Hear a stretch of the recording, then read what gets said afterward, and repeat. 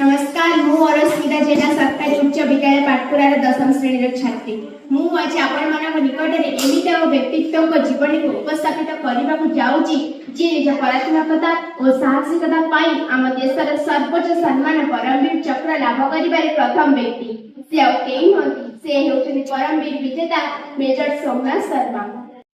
से दिनर छोट पिलाटी बापा मु भी सेना जोग देवी कई अली करुଥାଏ। बापा ताको प्रशासक आईएएस ऑफिसर हेबा पई कई प्रवर्तक थांती किंतु सीए ता जिदी रे अटल रही कहे ना मु आपनक परिचय सैनिक हेबी। से छोट पिला जण कहले सोमनाथ शर्मा जे कि 10 वर्ष बयस the Prince of well royal Indian military college रे जोग देथिले जहां स्वाधीनता पर राष्ट्रीय इंडियन मिलिटरी कॉलेज नाम रे नामित होइतिला।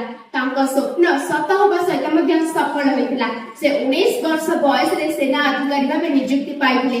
से तांको कार्य दक्षता पई चारिआडे जणाशुना थिले। दिने ब्रिगेड मुख्यालय तांको पई एक वार्ता आसितला एवं सेही वार्ता रे थिला बॉर्डर रो सीमा को जगिबा एवं सुरक्षा दबार कार्य सोमनाथ शर्मा को पर न्यस्त करा जाई अछि। से एहा को अत्यंत साधारण सहित ग्रहण करिथिले। विमान बंदर ठारे बॉर्डर मात्र 5 किलोमीटर दूर। एहा अत्यधिक उच्चरे अवस्थित थिबारु एठारे बसी रही विमान बंदरर प्रवेश पथ को जगिबा सहज थिला।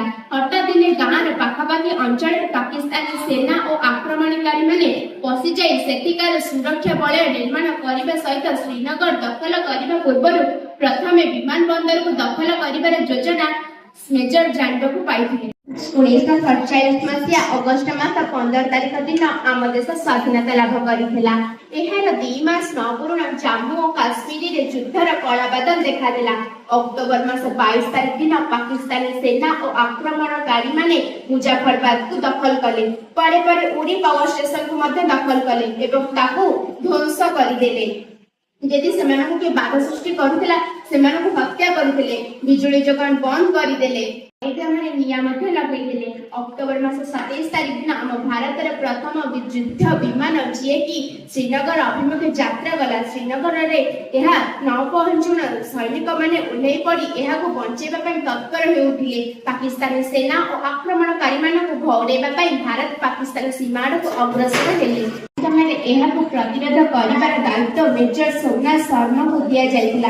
जेहेतु ताको हाथ भांगी जाय प्लास्टर होई बेकर ओहळिथिला तथापि से साहसिकतार सहित एहा को ग्रहण करिथिले।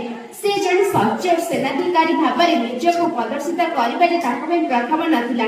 द्वितीय विश्व युद्ध रे बर्मा रे अर्कन युद्ध विमान रे तांकर अर्डर खताप्त होइथिला।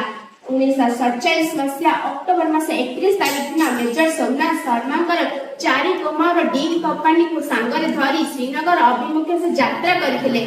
सेमाने विमान रो न ओल्हिबा मात्रे सेमानकु सेटिकार जागा को सुरक्षा रखिबार दायित्व तांको पर न्यस्त करागला। एही समय तांको गंगा हातକୁ नै प्रश्नवाची उठिबा सहित तांको सेठार फेरी आसिया पाई मध्ये कुआ जाईछि किंतु से श्रीमद् भगवत गीता पर विश्वास रखि निजर साहसिकता को देखाई छथि। नवंबर मास 3 तारिख रे मेजर शर्मा 4 कंपनी अल्फा और डेल्टा कंपनी को बॉर्डर को पठा जायतिला। परे कैप्टन ओडोक अधीन रे परिस्थिति आकलन पाई एक पारार आउ गोटे कंपनी को प्रेरण करागला। कैप्टन ओड ब्रिगेड मुख्यालय सहित वार्तालाप कले। सेतबळे घंटाए परे मेजर शर्मा तांकु आसी हिना एही सूचना देथिले जे सेही स्थान सेमिति किछि बड़ घटना घटि नथिला। सुनी विमान घाटी को अधिक संख्यक सैन्य माने फेरी आसिथिले। सेतिकी बेले मेजर शर्मा देखिबाकू पाइथिले जे सेतिकार लोक माने एणे तेणे न बुली निज निज रमणी स्थान को फेरी जाउथिले किंतु हठात सेमान आक्रमण कले। सेतबेळକୁ प्राय 700 अधिक आक्रमणकारी माने थांती किंतु तांको विरुद्ध रे मात्र 90 जन आम भारतीय सैन्य माने थांती। आम सैन्य मानकर अव्यर्थ को देखि सेमाने आम ऊपर गोली चालना करिथिले। शर्मा सेतिकी बेले बेतार माध्यम रे जोगाजोग करुथिले। जेतबेळे से देखिले तांको सैन्य माने सेतबेळे गोली चालना करुथिले से सुरक्षा घाटी रो बाहरी आसी पैनल बिछे युद्ध विमानर संकेत देथिले। एही समय रे सैनिक मानक ठार गोलीगोला सरी आसिथिला। मेजर शर्मा गोटे हाथ भांगिबा सत्ते मध्य से युद्ध क्षेत्र को चली आसिथिले एवं सैनिक मानक युद्ध करबा पई प्रवर्ताइथिले एवं निजे मध्य सेठारे युद्ध करिथिले। शत्रु सैन्य और आक्रमणकारी तुलना में सेमानकर संख्या बहुत कम थिला। मेजर सोमनाथ शर्मा जेतेबेले गोलबक्स आड़क दौड़ी पलाइथिले सेतेबेले गोटे मोटार गोल भंडार पर फुटिबाकू लागिथिला एवं एहा कानफटा शब्द सृष्टि करथिला। तांका कंपनीर कमांडर को टळी पड़िबार देखि तांका सैनिक माने अत्यंत उत्क्षिप्त होई उठिथिले एवं पाकिस्तानी सेना उपर प्रचंड आक्रमण करथिले। पाकिस्तानी सेना प्रचंड आक्रमण जे तांका आक्रमण जुआर भटा सृष्टि करथिला।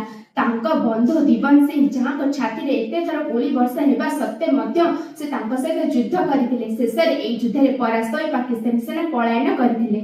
मेजर सोमनाथ शर्मा जे कि निज जीवन को उत्सर्ग कर देथिले। तांका अतुलनीय वीरत्व, तांका अद्यम इच्छा शक्ति, तांका साहसिकता, तांका परात्मकता से दिन श्रीनगर विमान बंदर को रक्षा करथिला। ମାନଙ୍କୁ ନେଇ ଯୁଦ୍ଧର ବିମାନଟି ଅବତରଣ କଲା। ଶ୍ରୀନଗର ରକ୍ଷା ପାଇଲେ। ପୁରୀ ଓ ବରମ୍ପାଳ ସେମାନଙ୍କ ହାତକୁ ଫେରି ଆସିଲା ଓ ମେଜର ଶର୍ମାଙ୍କର ବାଣୀ ସତ ହେଲା ଓ ତାଙ୍କୁ ମରଣୋତ୍ତର ଭାବେ ଆମ ରାଷ୍ଟ୍ରର ସର୍ବୋଚ୍ଚ ସମ୍ମାନ ପରମବୀର ଚକ୍ରର ପ୍ରଥମ ବିଜେତା ଭାବେ ସମ୍ମାନିତ କରାଗଲା।